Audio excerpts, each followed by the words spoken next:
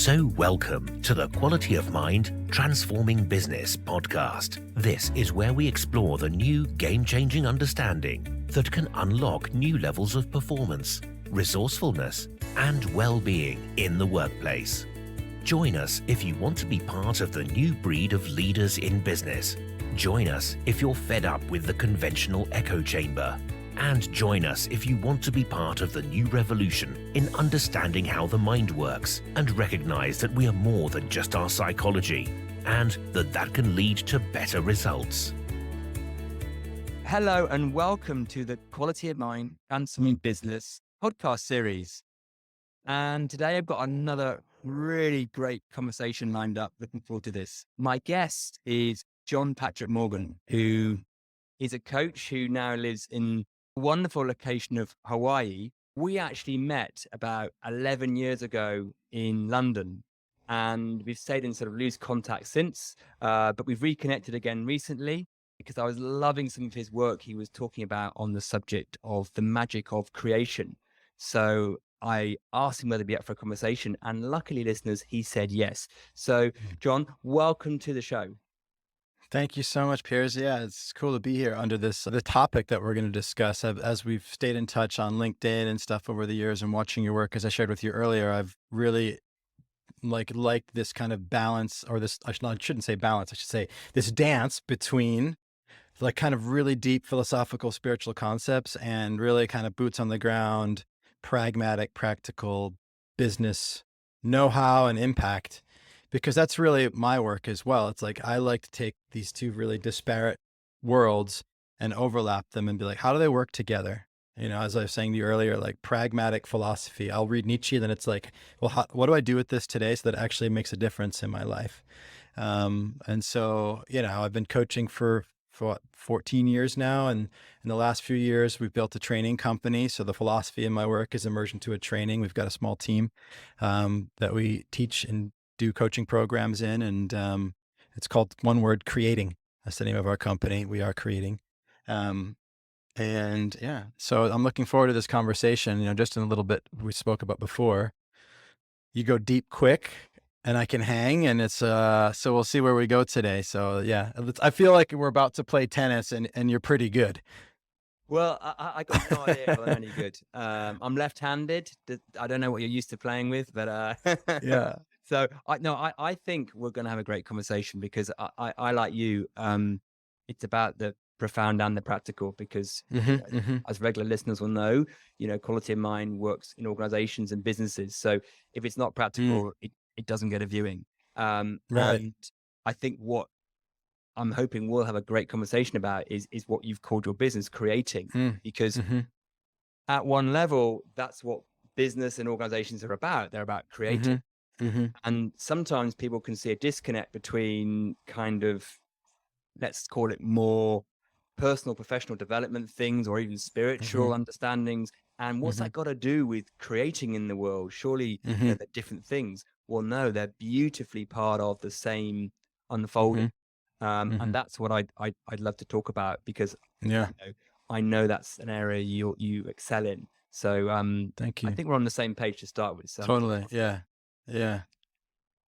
So would you be able to give listeners just a little overview, I guess, of how you see the This is a big question. Let's start there. Give it to me. A big ball to start with. Yeah.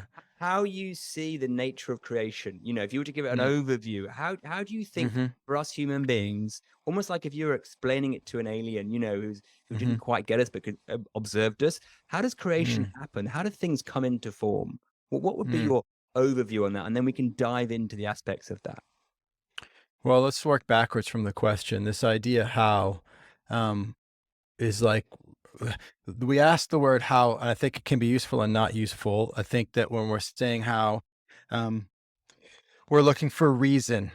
Like, what's the reason that this works the way that it does? And one of my favorite things to remind people of is just because we can reason doesn't mean there is a reason, right? And so I'm not in too much of a hurry to explain, to prove things.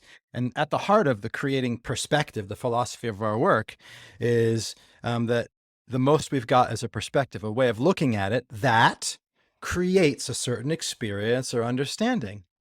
And so even at the heart of creating is not an answer. It's just a perspective that creates something. Maybe you Right. could call it truth if you want, but even that's that's a different conversation. But even that's got well, I'll just say really briefly because it's kind of central as well. The word truth, I think it's interesting for people to realize, etymologically comes from the word tree.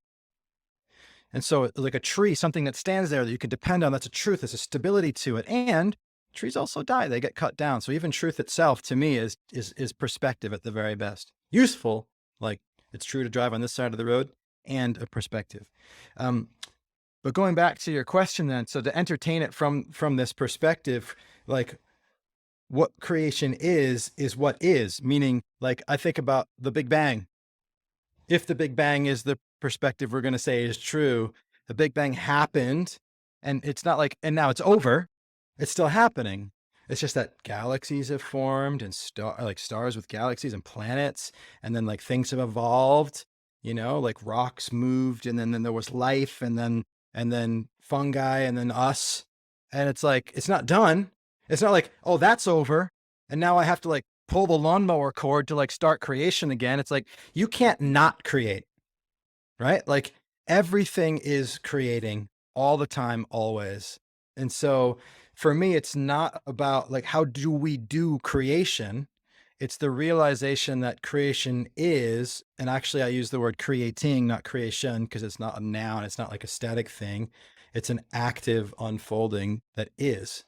And so for me, it's not how do you learn to create? How do we do it better? It's like, how do I become more aware, more and more aware that everything is the Big Bang still banging on as me through me. Yeah, I often on the podcast we kind of track listeners at different places in their understanding, and for regular listeners, you'll be already seeing what John's pointing to around. Well, there is no doer to do the creation. Right? We are being lived by nature. It's coming through, and it's apparent. So it can appear there is a creator, right? But actually, no, there isn't. We're just part of this nature. Yes. Now, let me just go to the other track of the listener now who might be going, whoa, I'm sort of on you, but I may have lost a bit there. Well, what do you mean that there's no creation that I can get involved in? How do you answer that question then? If someone said, well, surely I do the creation. How would you answer that? Yeah. Well, the important thing to realize is that like, it's not that like creation is happening outside of you and separate from you. It's that you are that. Like as much as that planet was formed by the Big Bang and all the things coming together, like so was I as a body. We can get that in a physical sense. It's like, oh yeah, I came from my mother and father and I was born into this world biologically, physically, but even mimetically, all of the ideas that show up in my mind as what to do today. And when I look in the mirror and think about my name, obviously that came from my parents, but what I think to do today, the thoughts I have about life and possibilities are the unfolding of this mimetic evolution and the Big Bang unfolding in the energy of thought, you could say, and possibility. And so I am in a way along for the ride, but even this thing called will or this thing called self is another part of that unfolding. And it doesn't mean it's not any less true or more true than the rest of it. It's there. And so when I use the word I'm referencing something that I'm agent of, my witness, my consciousness, maybe my sense of will, or even an identity. That's the Big Bang banging on too. And so the imposition of my will on this unfolding is part of the unfolding. And so for me, this is not some kind of disassociation from my agency. It's both. So I am very conscious and very agent and very intentional in the creation of my life as the unfolding, not contrary to the unfolding. And if that's the difference, it's not like we're here just, because I hear this a lot. I call it spiritual, like whitewashing or spiritual bypass. It's like, I'm just going with the flow, man. It's just the universe unfolding. So I'm just doing whatever. Yeah, it didn't work out, but like it, I'm just going with the flow. It's like, that's taking it so far where you're actually throwing your agency and your will and your sense of self, that's a thing, under the bus. You're throwing the baby out with the bathwater. you Yeah. know, and you can actually have a focused outcome that you are absolutely focused on and committed to every single, that's where I'm going. And at the same time, be completely unattached because, you know, it's all just happening, man. And I think what you're pointing to there is really the nub of it for me, because and I think sometimes the reason, and I'm going to use very broad words here, but spirituality or whatever gets a bad name is because people think it is that spiritual whitewashing, that spiritual bypassing, going, oh, I just leave it all to fate and it's nothing to do with me. Yeah. Now, what you're starting to point to, and I'd love to get into this more if we can, is there's a, and again, the words aren't always that helpful. There's a way, sometimes when there's a synchronicity with what's creating's happening, and we sync with that, and then there's creation, right? Or then there's Yeah. So much more powerful too. yeah. Yeah. So you said something really fascinating that some people might go, oh, I like the sound of this. Where this is going is around having, what do you want to call it, purpose or focus or intention to some creating. And I know you've got some beautiful stories around this, you know, and how it's not about being at the whim of fate or whatever. Right. There is a way that we can, if we're neutral, again, loaded word, but to that unfolding, there's an intentionality and a neutral intention to creation. Yeah, I mean, I get what you mean by neutral. I use a different word, and I think you're kind of feeling that already, or you would use different words. And I'm inspired to point to the metaphor that you mentioned before we started today, which is the sailing. You talk about sailing versus rowing. Yes. Sailing is what I would call pure creation. It's like, because it's it's a dance between the wind of possibilities and circumstance, and the unfolding of the big bang of the universe and the currents in the ocean, all this stuff, and you have a role to play. You raise the sail, you till the rudder, you've got the structure of the boat that you brought. So it's that dance. But so what we're distinguishing is the difference between sailing and being a leaf in the wind. A leaf in the wind is like, I don't matter. This sense of self is illusory. So I'm going to get rid of it. I'm just going to be a sail. I don't need a mast. I don't even need a destination. I'm just going to fly around like a plastic fucking bag through the universe. Like you can do that, but then you're throwing out like the fact that you are not a bag. You have something called will, self, and agency. So like loosen your grip, but play with it. And so part of what self and agency and intent and will is the capacity to hold a single pointed intention and to hold an outcome in mind. And no, it's like you sail, obviously, right, Pierce? You've sailed. So like when you sail, if you're like, I want to go there, if you look back, it's a whole bunch of zigzags. And that's like, because it's a dance between you. You gotta go against the wind, with the wind, you know, but you still have a place that you're headed. Yeah.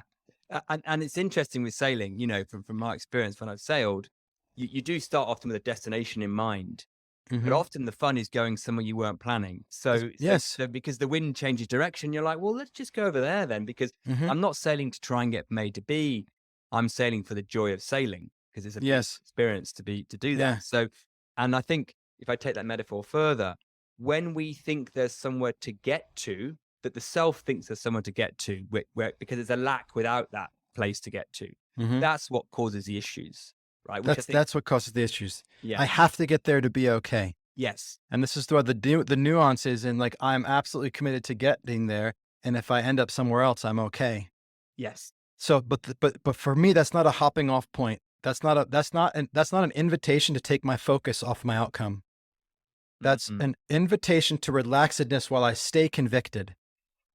And so this is like the place where I in spiritual communities where I challenge and I push back a little bit. I'm like, yes, you're right to let go, but not so much that you drop the sword. It's like they talk about the samurai warrior holds a sword where it's like, it's hard enough that it doesn't get knocked out of your hand, but not so hard that, sorry, it's the other way around. It's like this, let me use a different metaphor, because I'm not a samurai warrior. It's holding a baby bird in your hand, right? Yeah. It's like, it's hard enough that it doesn't fall, and not so hard that you crush it and kill it. Right. Like there's this space in the middle. And so for me, that's the relationship to an outcome and intent. It's like, where are you going today? I'm going there. And I say the same thing every day until I get there. And if I never get there, I'm okay. And every day that I'm not there yet, I'm okay. Deadlines. This will happen by this date. And I speak it with conviction. And the day comes and it doesn't happen, I just move the date. Yeah. And I have that same conviction. It's like, dude, you've got absolute certainty and you don't nail it every time. Like, exactly. That's okay with me. I think that's beautiful what you said, because I often talk to clients about the difference between clarity and certainty, right? So certainty sometimes in the modern world is like, by the 25th of August at 4 o'clock, this happens. Right? Now that to me doesn't seem to work as a system, thinking it will happen by then. But having clarity of the direction and what you're aiming at, and being purposeful to do that, is clarity rather than certainty. Now that is language, but have you got? Well, I know you have, but I suppose you have to pick one for now. But can you give listeners a little example for your own? Because your life's a beautiful chronologue of this, right? Because you lived this. Right? A little example you could give of this creation and the balance of where you've been holding it but not too tight, and how that's turned out for you. Yeah, I think I want to actually stay with this certainty versus clarity distinction, Okay. because I actually, and I can talk about it in the context of that, because I actually do believe that there's a way to live the expression of absolute certainty for an outcome, Okay. whilst at the same time living that that's just a story and I'm just playing a game and it's all made up and it's all just happening, man. For me, the real power and freedom is in both at the same time, in totality, not like 50-50, right? And so for me, Say more about this, because I'm Yeah. sure you're about to, but that sounds fascinating. So anything you want to do to elaborate on that, brilliant. Yes. I'm loving the direction. So when my son puts on his cape and his crown and his eye mask, and he plays the role of a king, which he learned at his Waldorf Steiner school, and he does at home now because we bought him his stuff. He loves dressing up as a king. I don't know if it's in part because of his middle name. We gave him his Kian, which means king. But in any case, when he does that, he's not like, I'm gonna 50% play this role. I'm gonna, and I'm also gonna still be Asher the kid. Yeah. No, when he's in it, he's just in it. Yeah. And so when I'm expressing certainty, I'm all in. And when it would serve the moment, in the present moment, to be present with, that is just a role I'm playing, I'm all in with that. And it's the capacity to be all in with whatever the role is that has you not holding it so tightly. So I live as the expression of certainty. I speak into existence possibilities. When I'm creating a relationship with a client, I will tell them, when you and I work together, it will be the best investment you ever made. This will occur, this will occur, this will occur, and it will occur inside the time that we're working together. And I'm not telling them because I'm a prophet or because I know. I'm telling them with certainty because for me, that's an act of creation. Now, I'm also okay with that never happening. I'm okay if I drop dead the moment they pay. Why am I okay with that? Because if I'm not okay with it in this moment, I'm not at peace, I'm freaked out, and because of that, I'm not able to speak with certainty in such a way that creates in the world. So for me, certainty is a powerful tool in the creation in the world of form, and I become a slave to it if it has to be. So, say that last bit. You become a slave to it. I become a slave to certainty if the things that I speak with certainty have to happen in order for me to be okay now. Gotcha. Right, and that's the big difference. That's the difference, because what I'm hearing there in that is that when you want to create in the world, you don't want to have any doubts in your mind. None. 80-20 on it. You all of the vibration of what you are is aligned to that. Now that may or may not happen, the thing you're thinking about, but that's not the point, right? It's not the point. I That's think not the for point. people who create in the sort of conventional material world, that's an odd thing to probably hear. Going, what do you mean you don't mind whether it happens or not? Why are you bother doing it then?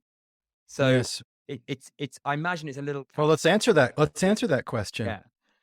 Because if I mind whether or not it happens, I undermine my capacity to be certain. And by undermining my capacity to be certainty, I'm undermining my leadership. I'm undermining buy-in. I'm actually reducing productivity. I'm distracting ourselves. I'm distracting everybody. And so paradoxically, my highest efficacy in the creation of the world of form, be it leadership or my own personal outcomes, is actually founded on my unwillingness to be concerned with whether or not it happens. or sorry, my willingness to be not concerned, we could say, Yes. with whether that Yeah, happens. exactly. Either And way, yeah. I think it's so fascinating because to some people that sounds like indifference or apathy, right? Mm-mm. But we're kind of talking almost the opposite of indifference and Mm-hmm. apathy, Mm-hmm. right? Mm-hmm. But it may sound like, well, so nothing matters. No, no, no, no. That's not what we're saying here, is it? I mean, can you make that distinction between apathy and indifference and what you're saying? Yeah, I always say between ignoring and ignorance, right? To be ignorant is like to not pay attention, to be kind of flippant, to be apathetic. To ignore is an active choice, because if I focus on that right now, that's going to mess shit up.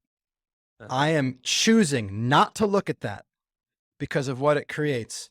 You know, if my wife's going through, I'm just remembering right now, it just came into my mind, labor with our first baby, which we lost at 13 weeks. So a premature, delivery of a fetus that had already died. And if in that moment I put my attention on anything other than which is going to create comfort for her, then it's not going to create comfort for her. And is the mind trying to give me other things? When she's frustrated with me, does it want to like fight back? Yeah. But I'm going to be absolutely focused with absolute certainty on the idea that she's going to be okay. We're going to be okay. And I think in that kind of example, you get, oh yeah, focus and certainty does serve the outcome, even if we are choosing to ignore some things that are right there in front of us. She might say something really fucked up and unkind, and I might choose to ignore it because that choice creates something more beautiful. So I'm always choosing to ignore things that are not fully, and that for me don't feel like fully aligned expression of love. We could say that are in flow. For me, commitment is what happens when I say no to anything that isn't love. Mm-hmm. I don't do commitment. People are like, "Why are you so committed?" It's like, that's just because I'm a no to anything that's not love. There's a constancy to love. Like, life unfolds mostly in a straight line. I mean, look at the physical world. Things try to roll straight down a hill unless they bump into something, then they go around it and they keep going. So love works like that. That ball is committed to rolling down that hill. Okay, if you want to say that, you can. A commitment is one of those words that has so much loadedness Yeah. to it, as a lot of language does. And there's a lot talked about, particularly in the development world, about the word of commitment. There's a lot of reverse engineering that goes on with commitment, and I think what you're talking about is how commitment, what people might observe as commitment, right? It's not they would go, gosh, he's committed, right? Is the ability or what you're doing in terms of what you're saying no to and what you're saying yes to in terms of what you're focusing on, right? Plus, and this is a really key piece that I suppose listeners might be wondering about is, well, don't you need to be okay with whatever happens in life for this to be okay for you, right? Yeah, Which totally. does require a shift in for most of our conditioning, because most of us are brought up in a condition where to think what happens in life really makes a difference to what you are, right? Now, again, well, it can. Listeners will know that's not the case, but Yeah. how would you answer that if someone says, but surely it matters how my life turns out? Or, I mean, Well, it matters to the degree that you choose that it does. Most people just are choosing that unconsciously. They don't realize they have a choice for things to not matter, as much as it does right now. I talk about like people are largely tethered to circumstance, meaning what's happening out there, and not just what's happening out there, but the meaning they are automatically making because of the collective meanings that people make about what's happening out there is what they've got for their life. Yeah. And why I think it's a great time, we touched on this briefly before as well, right now for this conversation, is because, they call it the great, what do they call it? The great, people like leaving their, the great resignation, right? Yeah. The great resignation. Yeah. Is like people are, the world, all the changes, the pandemic, the economic stuff, suddenly so many of the things that people tethered their stability to, their sense of safety and security, they thought was dry land they were tied to, is suddenly, it's like, it's come undone. Or what they thought was dry land is floating away. And it's like, oh my gosh, now I'm at sea. This thing that I found stability and safety in isn't safe and stable. What is? And I hope they keep asking that question until they find out that nothing is, so that they stop looking for it, because paradoxically, again, that's where you can kind of relax. Yeah. The uncertainty that is the only thing I'm certain in is uncertainty, right? So Yeah. that's like the ground of my uncertainty is that uncertainty. You kind of become, and it's yeah, a theme in the last few podcasts, actually, where we've been really being overt about you can't seek stability in something that's inherently unstable, and our which is, psychology, right, yes, is unstable, right? So that's yes, the nature of it. It's like, you know, the weather changes. You don't get weather that's stable. The sky, yes, that yes, doesn't change, but the weather is an activity that occurs in this sky, and our psychology is an activity that happens within consciousness. So to trying to seek stability in our inner or outer worlds is, as you to use your metaphor, drive you mad. is trying to tie your boat to something you think is rock solid but isn't. So Right. and I think once people get that bit, that there's more of an obviousness to what you're saying about creating, Yes. because the bits of the puzzle start to join together. I want to ask you one question about choice, but I'm going to do that later, because it could be a rabbit hole. But can you? I think you were gonna, and I probably interrupted you. Can you give us a bit of an example of something just to bring this to life for listeners? Yeah. Of which particular perspective? What Well, thing? of creation in your own, of creating in your own life, right? Yeah. Yeah. Yeah. I mean, one magical one that I'm living in right now is the move to Maui. We decided in the midst of the pandemic, while living in Santa Monica, Los Angeles, that we were ready to move somewhere a bit more suburban or rural, and Hawaii just came to mind. And we went for a couple of weeks to try it out at like an Airbnb, and loved it. And so we came back, and it was like, that's it. We're moving to Hawaii. And we created a vision. This is something that my wife and I have done over and over again, and that I've been doing, pretty much my whole life since I was a kid, which is just use your imagination, daydream, dream something, and then go make it happen. I'm just catching my words. Go make it happen. I think that's the language from when I was younger. For now, I say let it be created. Mm-hmm. So anyway, but on with the story here is, just as a pragmatic version of like how we create a vision, it's like vision board of 2022. We both go, we talk about all the things we'd love to create. We both go and find a bunch of images on Google image search that represent that. And then we drop it into a shared iCloud photo album. And then we put it up on as a rotating random image slideshow on our Apple TV and our phones and our iPad. And then we're just present with it, and it informs us, and it feeds back into our hearts and minds, and it stays present. So this is part of what I'm talking about, is like the consistency and the constancy of an outcome. And we had an agreement living in Santa Monica that we'll never be any happier. And that's the happiest thought we have. And so it was like, we agreed, when we move to Hawaii, we're not going to be any happier. That was a stance, so that it wasn't like trying to like, oh, once this thing on the TV that's a slideshow becomes real, then we're happy. It's like, no, we're not doing it for that reason. So that's a practical implementation of the idea that I'm absolutely committed to an outcome. I mean, it's everywhere on every slideshow. Alexa was talking to us about it, and I'm all good. We've got a flag on the front of our house in Santa Monica with a smiley face on it. We are happy. We're not going somewhere else to be happy. So that's the both and. And so, and then we just started living it. And for me, I just listen. I ask and I listen.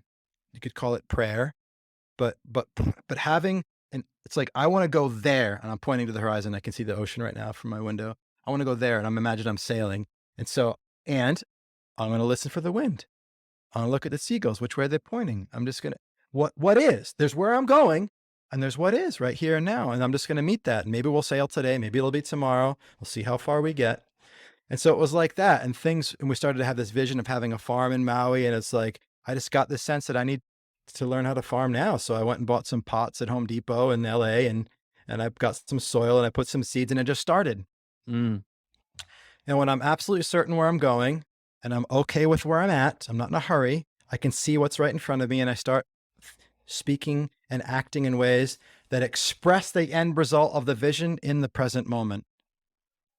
So I start talking with my friends and family about the move to Hawaii, and people start sending me things, and all of a sudden the people around me are enrolled in it. I start being introduced to people in Hawaii because that's where I'm going.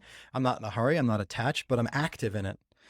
And before long, we were living in a rented house in Maui. I mean, there's so many things along the way that I could share, like little serendipitous, synchronistic things that happen. But some of the really fun ones are the most recent, which is, when I first got to Maui, we lived in this rental house, an incredible view. It was so much of our vision realized, except for the fact that we rented it and didn't own it.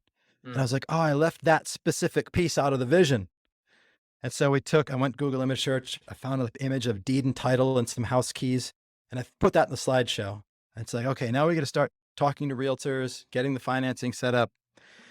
And we did that and we started going, and I came off of this journey, this path a little bit. I started going into make it happen instead of allow it to be created.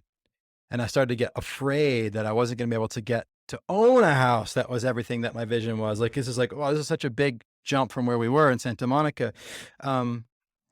I was getting caught up in the standard way of doing everything's like in a control mode. I got to get this outcome now. I was afraid of not being able to keep this vision going. And we were making offers on houses with great financing. Some of them were $100,000 over asking price, and they weren't getting accepted. The market was just insane here. And people moving here with like crypto cash, just buying stuff cash, like way over asking. So we were just like, uh-oh. And our lease is running out, and there's not that much housing in Maui. So we're like, I was getting nervous, getting into control, and it didn't feel good. And that's always a sign for me. As soon as I'm not feeling good, as soon as the lint screen in the dryer is pissing me off, it's like, whoa, something's going on. Right. Like if that thing gets, so it's like, okay, well, I have to let go here. What's going on? And then I saw it, and it's like, okay, loosen the grip. Don't kill the baby bird. Right. It's not walk away. It's not delete the slideshow. Oh, fine. We'll just be okay renting. No. I don't give up ever, but I let go all the time. So that's so that I can keep a looseness, a lightness with it. So I can be sailing and not rowing, but also not, giving up and staying on the deserted island. That's like, I use that metaphor. Like, I don't want to be the victim that doesn't row or sail. I want to stay in sailing. And so, as soon as I let go, then a couple of days later, I was walking into the house and I heard bang, bang, bang. I had just come in with my two boys, and they go outside and there's a golf ball bouncing in our driveway. Now, we live at 4,000 feet on Haleakala at that point in the volcano Maui. There's like one or two houses above us and then just open land. So somebody had driven their car up and was just driving golf balls. I'm so glad that I was in the house and it didn't kill me or the kids. But anyway, this golf ball, I take it and I'm walking around the neighborhood and I'm like, that is so weird. This is going to lead to something. There's purpose in this. There's meaning. I'm open-hearted, and I meet my neighbors looking for whoever's hitting the golf ball. And the neighbor hears my story about trying to buy a house. And she says, well, why don't you post a message on this neighborhood community website app thing, sharing your situation? Sometimes there's people that want to sell their house that don't have it on the market. I'm like, oh, yeah, maybe. I put the golf ball on my desk. 2 weeks went by. I didn't do anything about it. But the golf ball was sitting there because there was a part of me, not myself, but a part of me that knew there was something more for it, right? Like, I didn't know this at the time, but this is an important thing. Like, I am not just the part that thinks and that has this awareness. The universe is unfolding through me, mostly as something that I don't even realize is me. So that part put the golf ball there. After 2 weeks, I looked at it and I said, I need to make that post. I made the post. Within 24 hours, I had 3 people say, come and see our house. It's not listed yet on the market. And one of them was the house that I now own. We walked in the front door. We hadn't even seen much of it. My wife was said yes. She just knew. The sellers were so happy to meet us. They didn't really want to leave. It had some health issues. It was the most magical experience of a deal ever. We bought it for under the appraised value in this crazy market. We walk into her chicken coops. She had chickens. And in the chicken coops, so that they would get the chickens to lay the eggs there instead of somewhere else in the yard, they free range. She put golf balls to trick them to lay the eggs on those. Yeah. And then they had just signed a lease with 2 tenants in the rental property on the land here.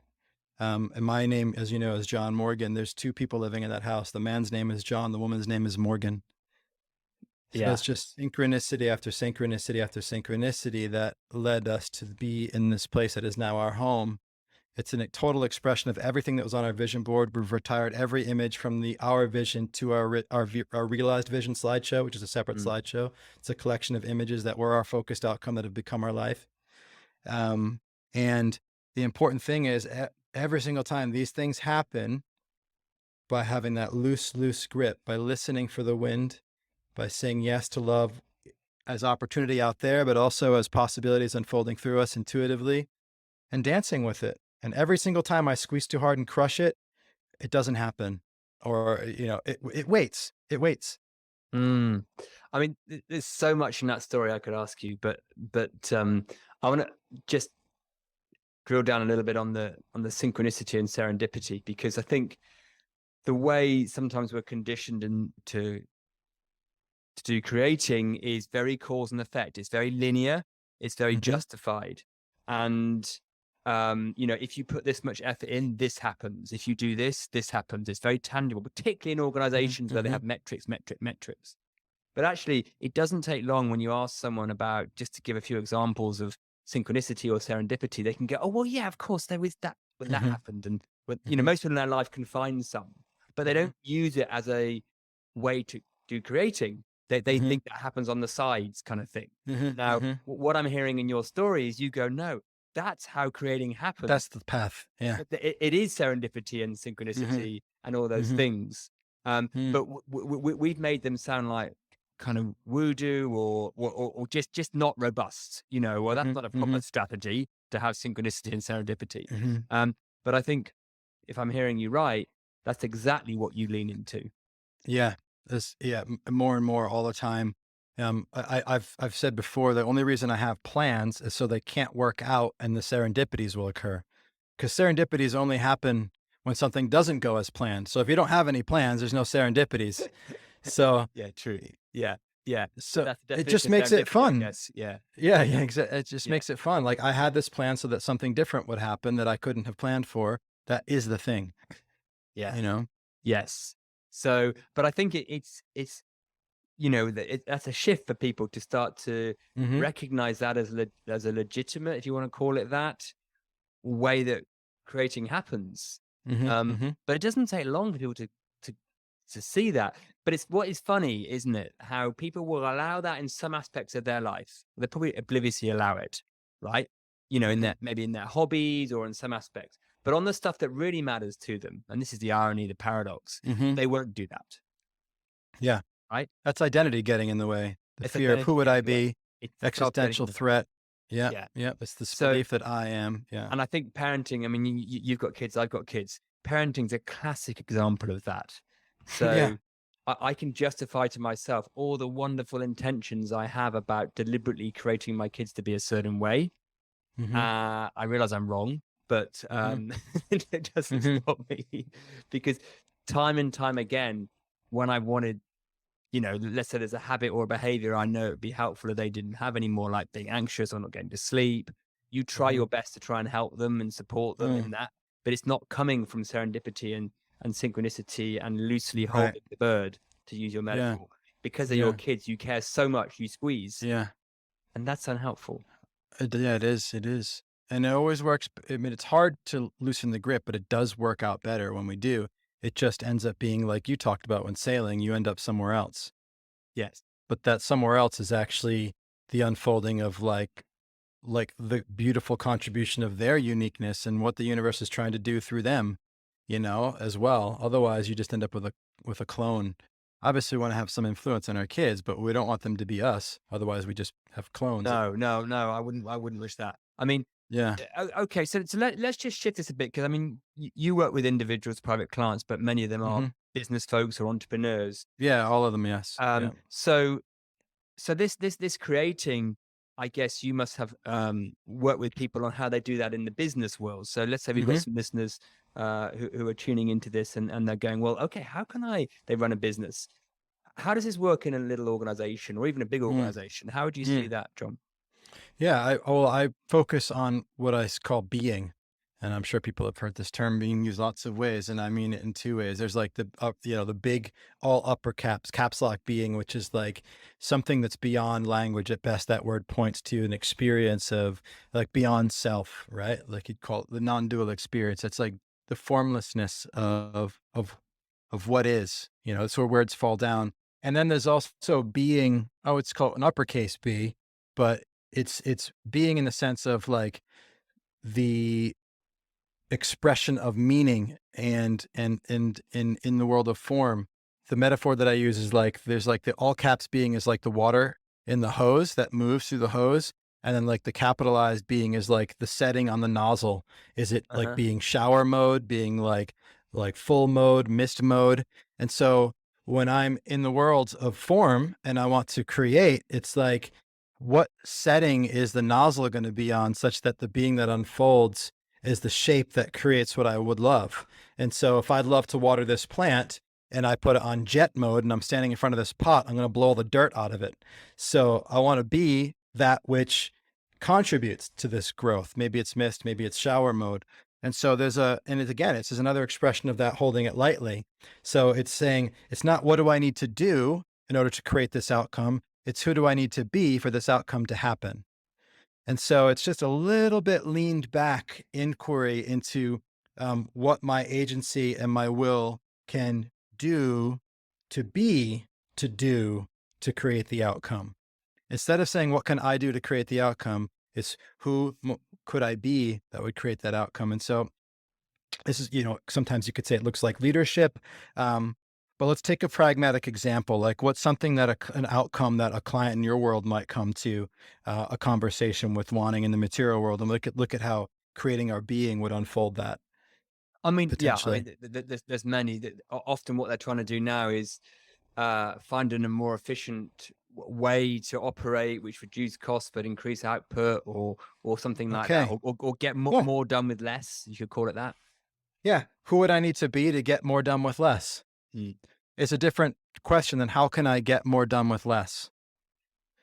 Because then it starts to look at like, how are my ideas and my attitudes and my fears, my worries, my concerns, my sense of urgency, getting in the way of doing more with less, doing more with less.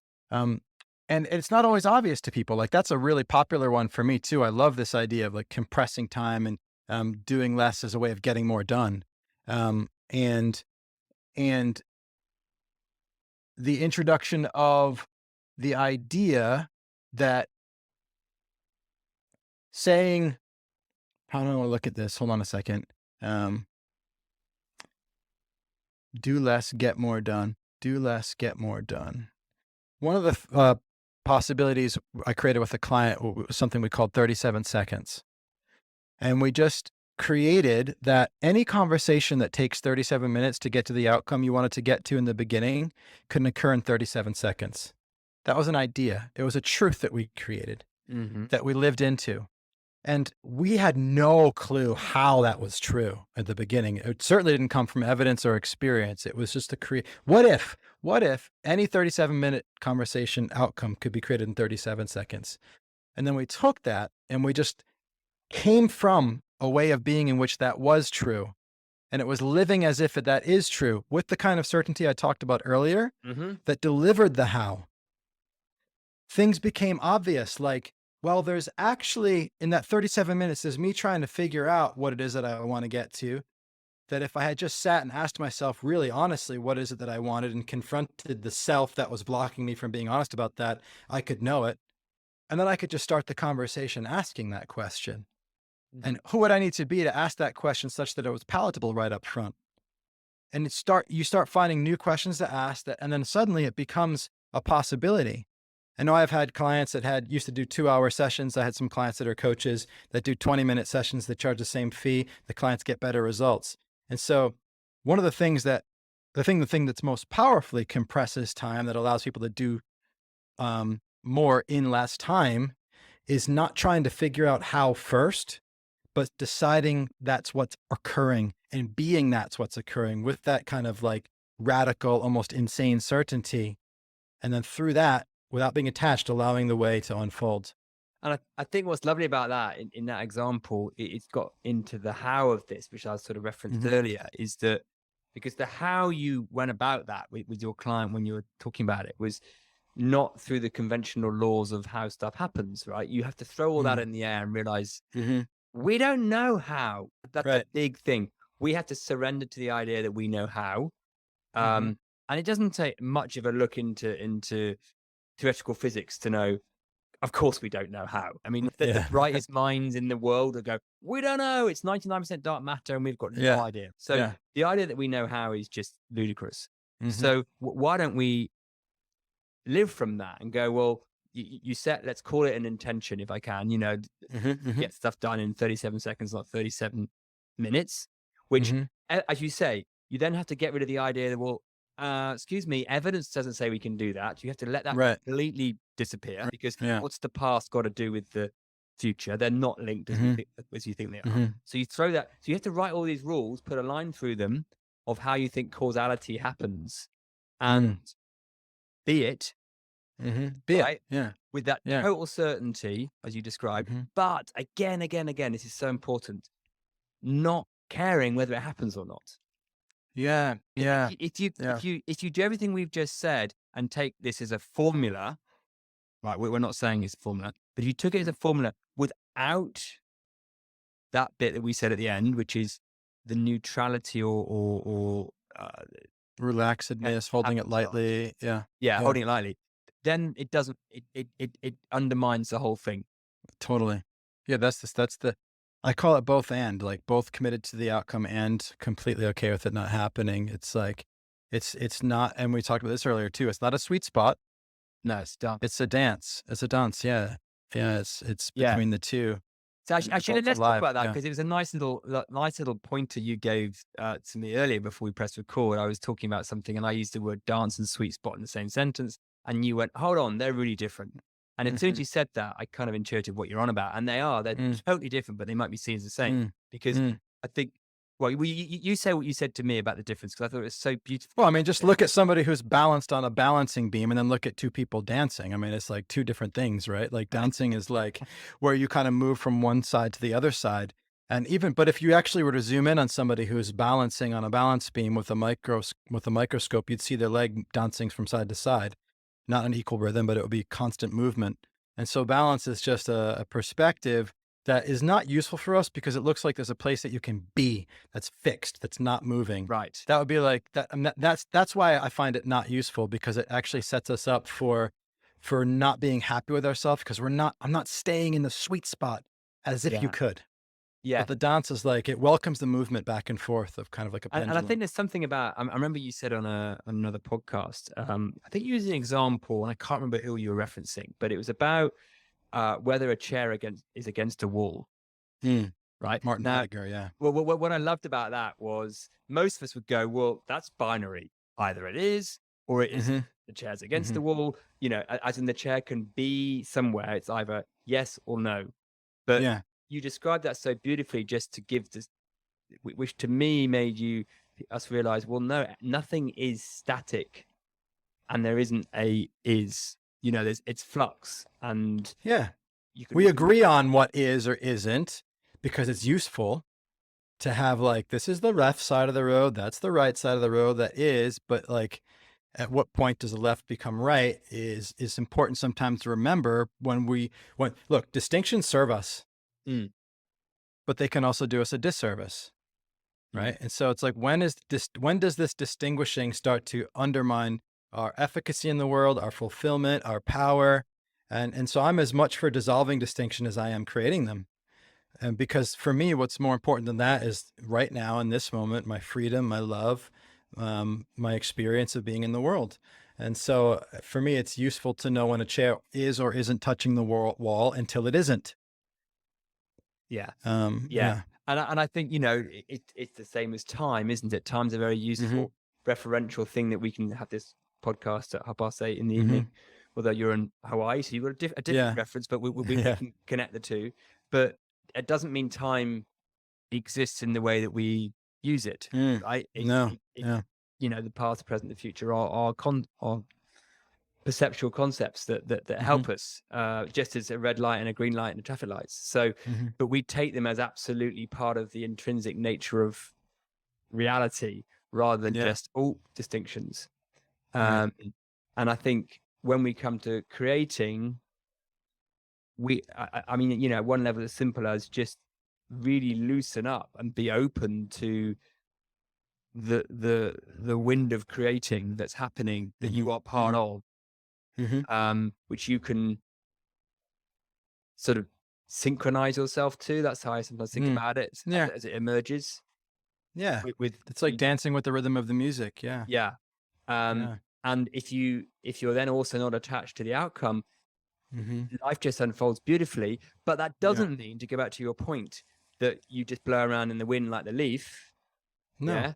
Yeah. So let me ask a very particular question now. This might be too granular, but how important is it to you? Because when you described your process of moving to Maui, and you mentioned it a couple of times, you create these kind of visual stimuli mood boards, right? Mhm. Now, when I hear that, my old-fashioned heckles go up, because Yeah, cool. my, Bring it. my Yeah. kind of anti-law of attraction, blah, blah, Mhm. blah, which was used for acquisition, go off. Mhm. Now, Mhm. they don't really go up anymore, because I've kind of got over myself. But You've loosened the grip a little bit.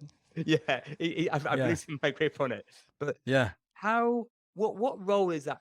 So getting into mechanics now, what role is that playing, do you believe, having the visual stimulus around the house and doing the board with your wife and stuff? It's like, you know how a laser works. My background is physics, by the way, just Okay. to track where I'm coming.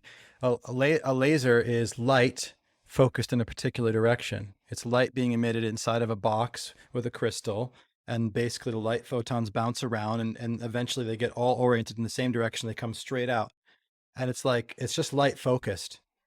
And so for me, the vision board is taking all of the light that unfolds through us and as us and in the world, and it just focuses it on something. And so, yeah, I mean, as a metaphor, but that's what it is. But then more practically speaking, like, the way that I speak about certainty takes us back to what we were talking about before. It's like, it can look like from the outside that, like, that life that he's living has to happen exactly like it's on that vision board, or else he's not there yet and he's going to keep going. But when you talked about earlier, you want to go somewhere sailing and you end up somewhere else. That's both true and isn't true. We still ended up in Maui, and we still ended up on a house with the land and the fruit trees, and I can go through all the things in the vision board. And as many things that did turn out, if you go and look at the vision board, there's just as many things that are different. We wanted a 4-bedroom house with space. We've got a 1-bedroom house with a loft upstairs and a separate guest house and a separate building as an office, which is way fucking better. Yeah. But we didn't have that in our vision because we didn't have the reference experience of the way people do houses in Hawaii. So right. it's both exactly what I wanted and completely different at the same time. That you've answered the question so beautifully there, because what I think it points to is that the mood board, the images, is not because you want a blueprint of exactly the specification of where your life's heading, because you need it, because without that you're useless. It's a way of harnessing, creating. Now, it could have taken you to Cape Town or Sunshine Coast, Australia, and you'd be like, cool, right? Right. Even though the images were Maori, right? We're up for, yeah, exactly. Because you weren't doing it to get somewhere, to a destination. You were using it just to get the wind blowing, right? I hold to these. I don't try to make it lukewarm. I try to hold to two seemingly contradictory possibilities. I had that vision to get to a very specific outcome with very specific details in it, and I was not attached to any of those details.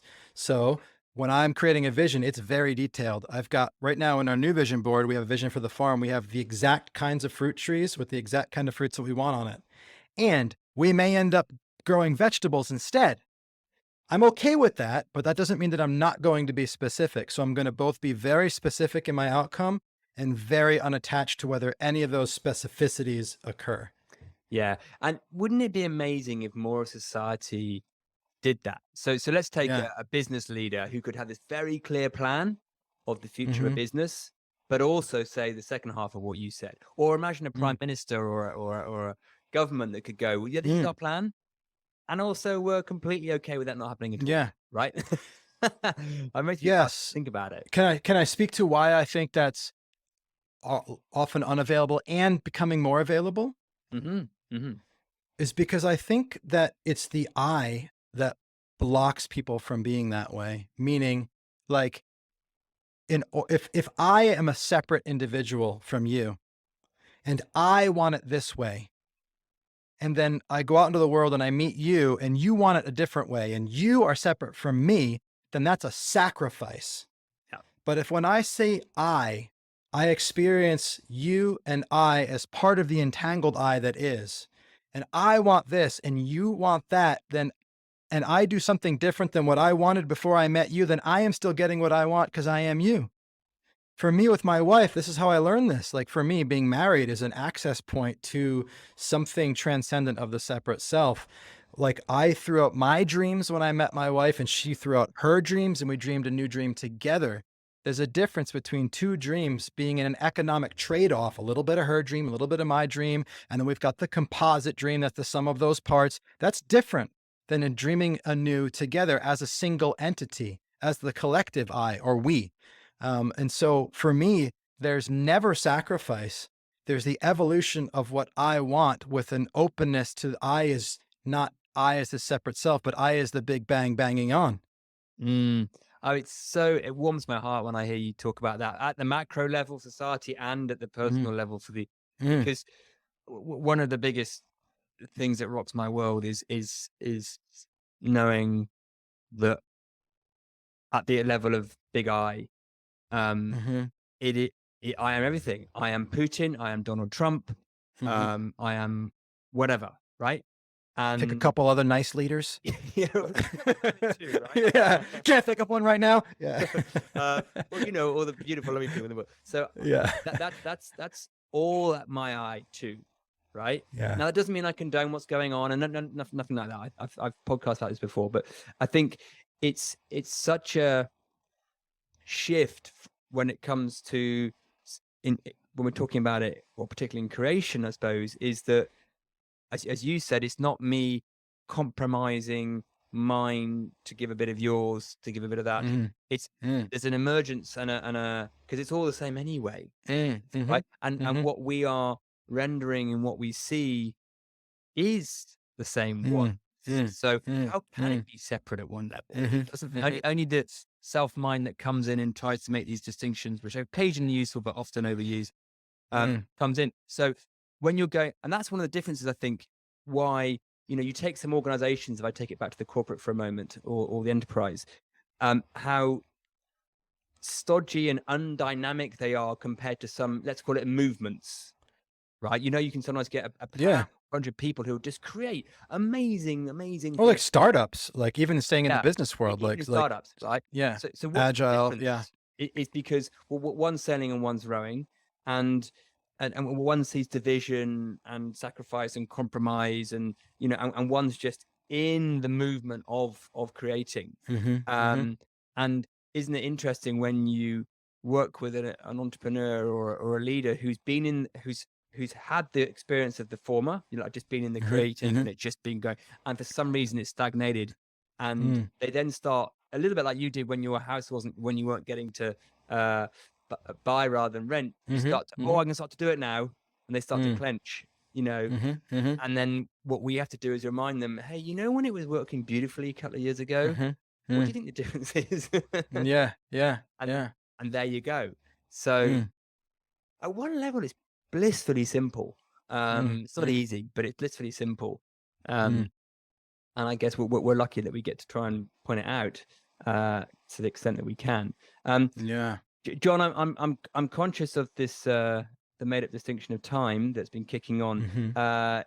I could do a part two of this very easily, but is there anything that you would like to say just to kind of wrap it up with a bow, or anything else? Mm, mm. I think we kind of got to it towards the end. Like for why I think this is a good time for this conversation is because, again, I said earlier, people are suddenly becoming aware that the things they were tethered to aren't stable. So there's a disruption that can lead them to find something deeper and something more constant that's transcendent of the world of form. Um, but I also think that this sense that we're all connected is contributing to a bringing down of the fear of not getting what I want. Right, you starting and through even through the way that technology is evolving, with the new generation really getting a sense of how networked and how much everybody's entangled. Less of a separate sense of self, I think, is going to do the humanity good, because people will be less individually concerned and more collectively joined. I've got an optimistic view of the world. I think we're a pretty capable and that we're going to keep creating. And if we let go of our anthropocentric worries and the worries of the individual, then I think we can still see beauty in the world and see it unfolding. So I think so. And to me, it's yeah. almost like, how much rupture are we going to have to take before we wake up? So Mm. I do have an optimistic view on it, like you do. It's just, we almost need things to break first. We don't, but that's how it look. We got to really mess it up before we'll just Yeah. rupture ourselves to wake up to see to see what's possible. And what an exciting time to be alive, right? To love to know what history would make of what's going on now. But I'm totally with you on it. And what I would say to listeners, if they've been sort of resonating with what we've been talking about, is how easy this is to play with, flirt with, if you want, in your day, right? I mean, have you got a little tip that you might give someone if they were just going, yeah, I'm getting it. How would I just have a little play with this? Well, no matter what's happening in your world, no matter how uninvolved you experience yourself from that to be, and how much at cause you don't think that you are, ask yourself, how am I creating this? Somebody's driving by another car and I don't know, the husband's yelling at the wife. How am I creating that? That kind of asking that question in a place where it seems completely impossible that you have anything to do with it is kind of like the 37-second and the 37-minute thing. Living that question is going to bring you into a way of seeing your role in the unfolding of the universe, of everything, in a new way. It's going to expand your sense of self by seeing you as having something to do with that. Changes you. So that's one of the central questions in my life. I ask it constantly. I ask it of my clients constantly. How are you creating that? And what I love is the paradox about that, because as I was hearing you say that, I was like, it expands your sense of self and dissolves it at the same time, right? Exactly. Because in order for that to be anything to do with you, there must be oneness, right? And because we would go, well, that's a different car, something to do with me. Right. What are you talking about? There's a separation. Right. My body ends here at the end of my fingers, right? They're a separate entity of matter to me, nothing to do with me. So it does, as well as expands itself, it dissolves it. Exactly. Well, for me, those are synonymous statements for sure. Because they expand it. The idea, Yeah. You can't be your body.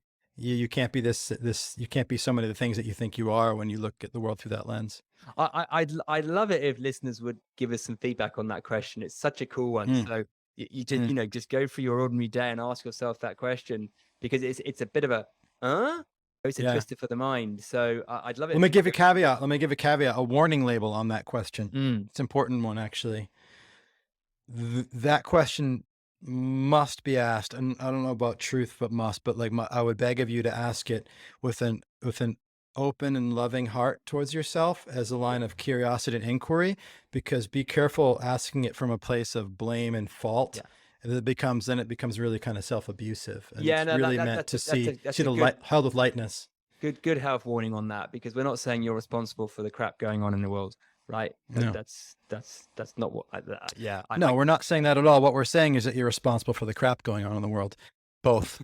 but with a smile and lightly, right? Yeah. Like you have something to do with it, but it's not your fault ever. Nothing is. You're totally innocent, and you have something to do with it. And it's that, I won't call it a sweet spot. Let's call it that dance. That dance. And that we're inviting you into. Yeah. The both and, so John, thank you so much for giving it part of your beautiful day over there to come and have this conversation. I've really enjoyed it. I'm hoping that listeners will get a lot out of it, and I'm guessing that you'd be open for anyone to contact you, and I'll put your details. Yeah, of course. Notes. And it'd be great to see what people think of this episode. So awesome, Piers. It was fun. You're so welcome. Thank you. I had a blast. It's great. If you enjoyed listening to this podcast and want to know more, check out our website at qualityofmind.biz, and also feel free to reach out and leave us a review or a comment. Until next time, have fun being curious.